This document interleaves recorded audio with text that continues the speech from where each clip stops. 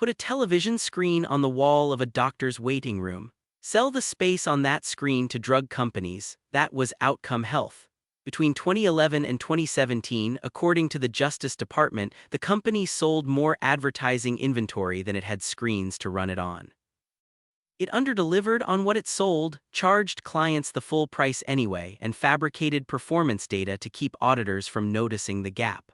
On the strength of those numbers, per the same Justice Department release, it raised $487.5 million in equity. The investors in that round would sue within the year, and the names on the complaint are the reason anyone still talks about this case. The Justice Department headline reads, "3 former executives sentenced for a $1 billion corporate fraud scheme." Per that release, on June 26, 2024, co-founder and chief executive Rishi Shah was sentenced to 7 years and 6 months. He has not started serving it. 2 years after that sentencing, the Seventh Circuit still hasn't ruled on his appeal. The mechanics take about 30 seconds to explain. The pharmaceutical company is paying for delivery, not for hardware. A promised number of times its message plays in front of patients across a specific set of medical practices. The invoice is tied to that promise, and the client's proof that it got what it paid for is a report the vendor itself generates, where the ads ran. How often? Outcome Health sat on both sides of that transaction. It controlled how many screens were actually in the field, and it produced the documents attesting to what had played on them. When the screen count fell short of what the sales team had sold, the only thing standing between the company and its clients was paperwork the company wrote itself. The shortfall ran for 6 years. The Justice Department's account of the scheme covers 2011 through 2017. One bad quarter can be explained away. A salesperson had a rough stretch, the numbers came in light, it happens. 6 years of selling inventory that doesn't exist requires a system. Someone has to decide what the fabricated numbers say. Someone has to produce them on request for 6 years running. For the Justice Department, the company fabricated data specifically to conceal that underdelivery from its auditors. That is the hinge of the entire case. The Justice Department also puts a number on the client side of it. At least $45 million in advertising services that were billed and never delivered. That figure measures what pharmaceutical buyers paid for and did not receive. It is a separate column from the financings, which is where the rest of the case's dollar weight sits. Client harm and investor harm are 2 different injuries in the same scheme. What came out the other side was a set of audited financial statements for 2015 and 2016 carrying inflated revenue. According to the Justice Department, those inflated statements were then used to raise money. The client billing was already criminal conduct in its own right.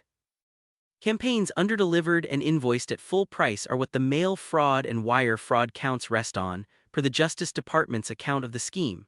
Putting those same false numbers into an audited statement and handing that statement to a bank to draw down a loan added bank fraud on top.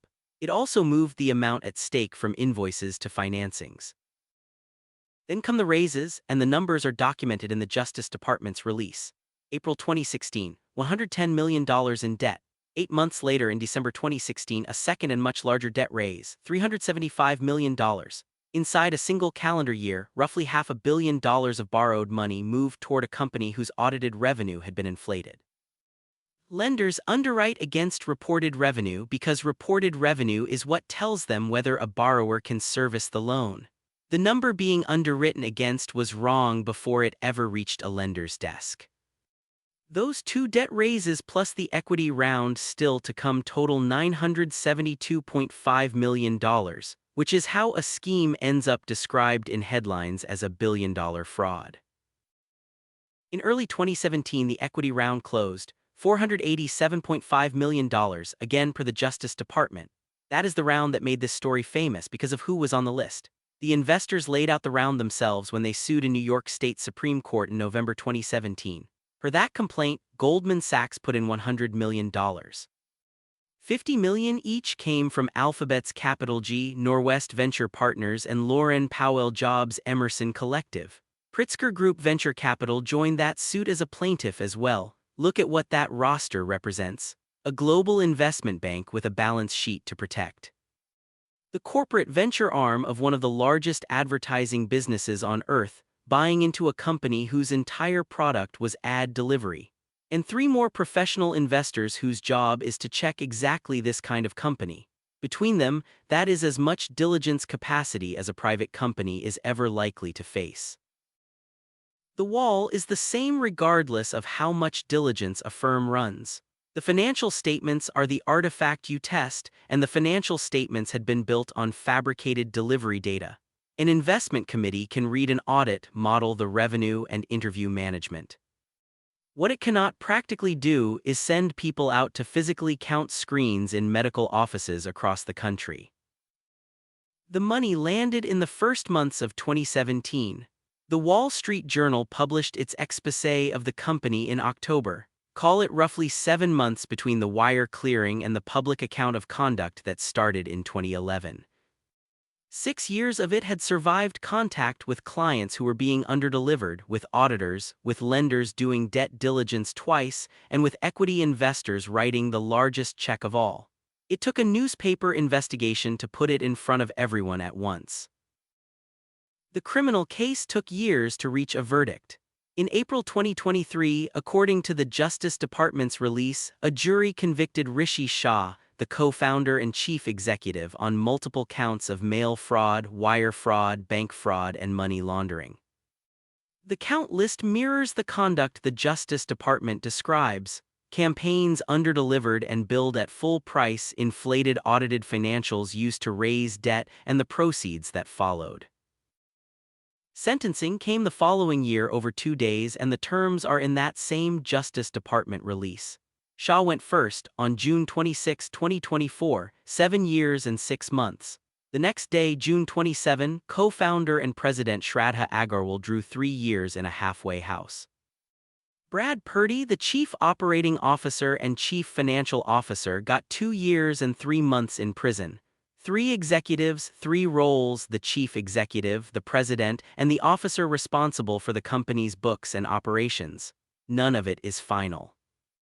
Shah and Agarwal have both appealed their convictions to the 7th Circuit, which heard oral argument on February 10, 2026 and has not yet ruled. Shah has never started his sentence. In September 2024, Judge Thomas Durkin granted his motion for release pending appeal, finding he was not a flight risk and that the appellate court could order a new trial. What makes this case worth remembering is how ordinary the load-bearing document was. Nobody had to be fooled by a staged demo or a charismatic pitch. The screens were a real product in real medical offices, sold to real pharmaceutical buyers. The single point of failure was a delivery report generated in-house that no outside party had a practical way to check against the physical world. Everything else in the chain sat on top of it: the audit, the loan underwriting, the equity diligence, the investor names that made the round look safe. Every institution downstream was checking someone else's work, and the person at the bottom of the stack was writing the numbers. The DOJ posts releases like this one every month, and I build these from the filings and the docket. Subscribe if you want the next one.